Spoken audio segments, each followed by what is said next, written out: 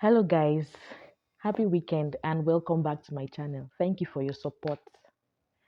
Today I don't want to sound too official or too serious because of the nature of what I want to talk about is quite sensitive. I recently read about a female lawyer in Onitsha that battered her 11-year-old housemaid with the use of iron, pistol, broken bottle, and knife, just within the space of 2 weeks that child had stayed with her. I think she said the child touched her own child's body or something like that. But she battered this child with all these weapons of warfare just within the space of 2 weeks that the child stayed with her. And when the matter was reported to the police, she ran away. And I'm particularly concerned about this one because the lady in question is a lawyer and she's supposed to know better.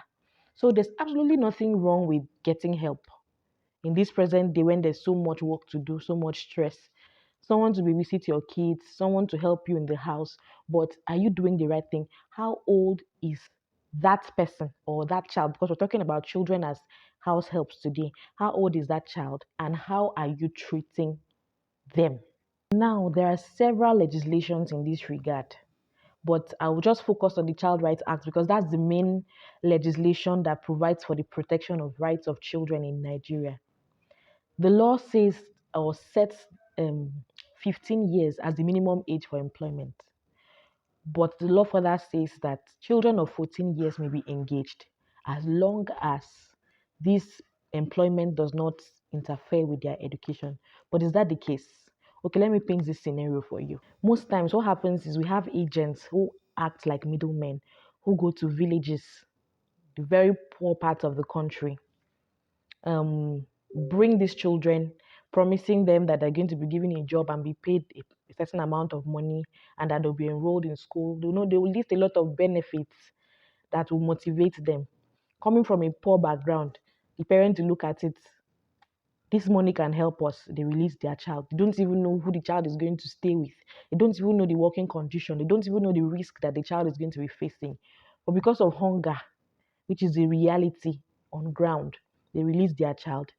This child goes to stay in the city with their new madam or their new oga. Sometimes, if they are unlucky, they don't even see the four walls of a classroom. Their living condition is so terrible. You can just tell that this child is a house help from the way they are dressed, from the way they look untidy. Sometimes they don't have a good sleeping space. I've seen pictures and videos of house help sleeping on the mats somewhere in the corner of the kitchen. They don't eat with the family. They're not allowed to eat when they're supposed to. The portion that they eat is very small. They're not well taken care of generally. When they are paid this meager salary, the agent will take their cut. If they're honest enough, they send the rest back home.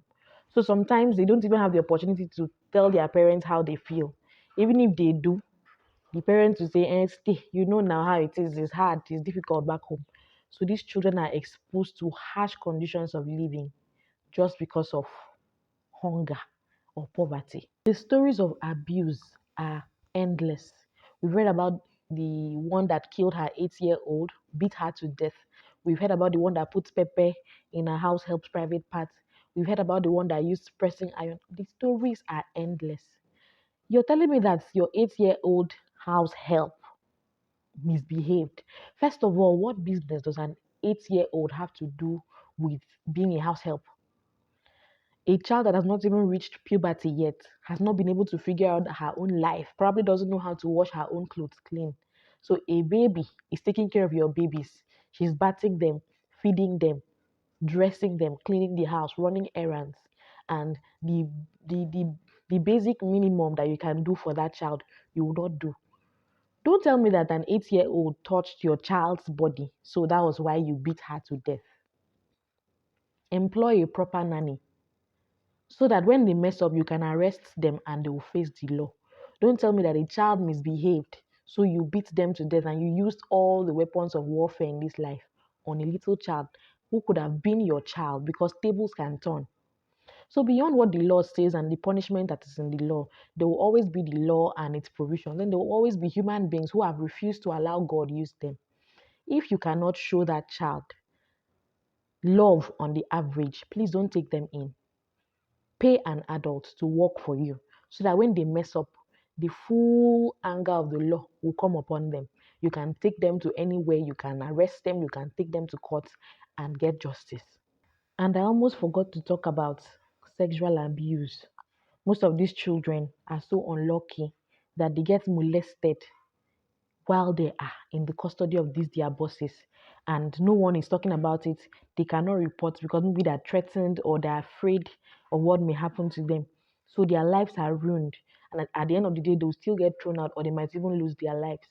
That's why I said that beyond the law, I want to appeal to our conscience today. If you're holding someone's child that you cannot love or at least care for, you can just return them. Employ a proper nanny that you can deal with.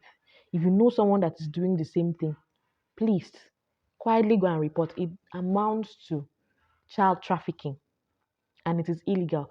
The Child Rights Act has set a penalty of 50,000 naira or 5 years imprisonment or both such fine and imprisonment on conviction. But how many times do these kind of cases get reported? And how much is 50,000 naira? Or does 5 years of imprisonment change the fact that that child's life has been ruined? That's why I said I'd rather appeal to our conscience today. Please, let's do better. Let's join our hands together and make the world a better place. Thank you. Sorry that I sound sober today. It's because of the topic I'm talking about, the kind of topic I'm speaking about. Thank you very much. I'll see you next weekend. Hopefully, I'll be more cheerful. There'll be some cheery news. All right? All right. Have a nice weekend. Bye.